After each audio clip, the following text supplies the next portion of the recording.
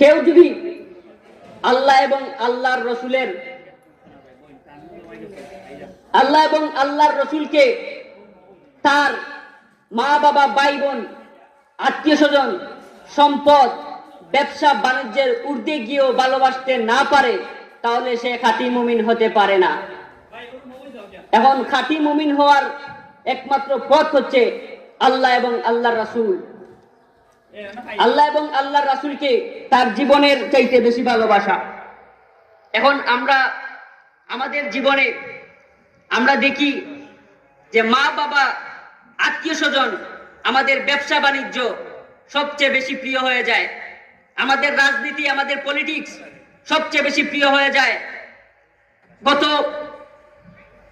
50 বছরে 1971 সাল থেকে 1925 সাল পর্যন্ত এই 55 বছরে কাউকে ক্ষমতায় বসাতে এবং কাউকে ক্ষমতায় নামাতে যত মানুষকে মরতে হয়েছে এর 10 ভাগের 1 ভাগ যদি আল্লাহ এবং আল্লাহর রাসূলকে এবং দ্বীন ইসলামের জন্য কেউ শহীদ হতো তাহলে এই 56,000 বর্গ মাইলে কোরআনের দ্বীন কায়েম হয়ে যেত।